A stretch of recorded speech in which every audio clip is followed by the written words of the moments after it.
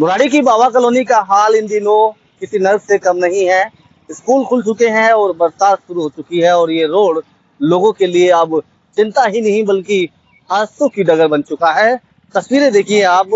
पहले देखिए ये एक बिजली की वायर है जो टूटी हुई है और ऐसी बहुत सारी वायर है जो टूटी हुई इस रोड पर है। और इस रोड के हालात देखिए किस तरीके से खराब हो चुके हैं। दरअसल इस सड़क पर दिल्ली जल बोर्ड की पाइपलाइन और सीवरेज पाइपलाइन डालने का काम शुरू हुआ था और इसकी मैपिंग ठीक तरीके से नहीं हुई, इस तरीके का आरोप तो लोगों का है।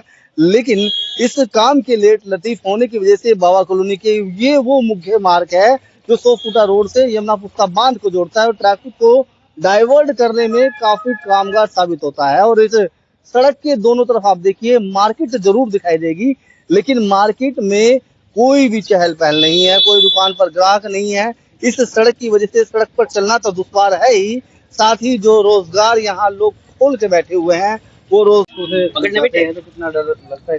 आने जाने में दिक्कत होती है, जूते चिपल जाते तो गिर जाते नीचे, कपड़े गंदे जाते हैं और गाड़ी वाले जाते हैं तो वो पैंट पूरी गंदी जाती है, सब कुछ गंदे जाते हैं, कपड़े वपड़े, ये दिक्कत होती है। और स्कूल डांटते फिर उसके बाद तीन चार स्कूल है यहाँ पर, इतनी सुबह इतना रश होता है और उसमें निकला नहीं जाता है, कई बच्चे गिर जाते हैं, कई एक्सीडेंट हो जाता है। तो गवर्नमेंट को ये तो देखना ही चाहिए कि क्या हो रहा है, कि सड़कों का हाल क्या रहा है, कैसे चलेंगे लोग। हाँ जी, मेरा ऑफिस है प्रॉपर्टी का यहाँ पे और मेरे को देखते देखते इस रोड का कम से कम 6 महीने से बहुत बुरा हाल है। आने जाने में इतनी प्रॉब्लम्स है कि कोई भी कस्टमर क्या बेचारा कोई भी अपना आवाज किसी प्रकार आना जाना नहीं कर सकता। और ये दिल्ली जल बोर्ड का काम जब से यहाँ चालू हुआ है ना, ये समझ लो इतना बुरा हाल कर दिया इस रोड का इस ठेकेदार ने। कोई ध्यान नहीं, कोई भी समस्या का कोई परिणाम नहीं।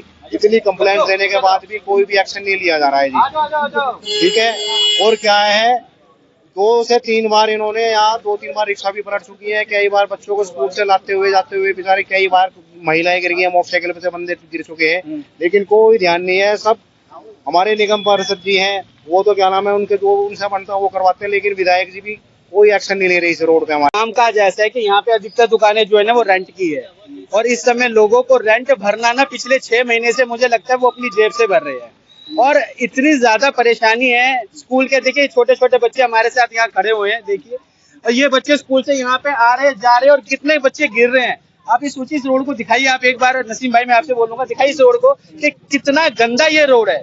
और सरकार को मुझे नहीं लगता है कि उनके सर पे कोई जू भी रेंग रही है कि अगर वो इस रोड की सूझ लेते तो वो ये देख लेते। पिछले 1 साल के अंदर पहले सीवर का काम चल रहा है, उनको ये नहीं पता कि सीवर की लाइन हमें डालनी कैसे है, कोई एक्सपर्ट नहीं है। और जो ये पानी की पाइपलाइन डल रही है उसमें भी कोई एक्सपर्ट नहीं है, कोई मैपिंग नहीं है, कुछ नहीं है, वो खोदते चले जा रहे हैं। उनको दिख रहा है कि जब एक रोड का पाइप उसके अंदर जा रहा है उसके साइड में हमारा जल बोर्ड का पाइप नहीं डल सकता। उनको यही नहीं पता सकता हमारे पास जगह कितनी है।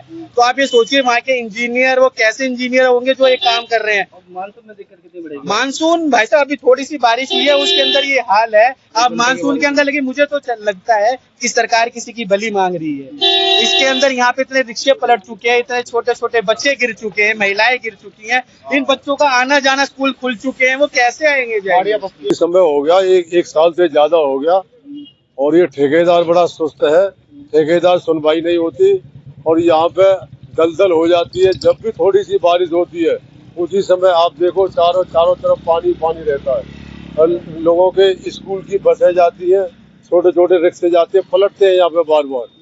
हमने विधायक जी को भी यहाँ के बुला के उनका अवलोकन कराया था क्षेत्र का, तो भाई इस तरीके की घटनाएं हो रही है और जो यहाँ रिक्शा पलटते हैं, लोग पैदल चलने में असुविधा होती है।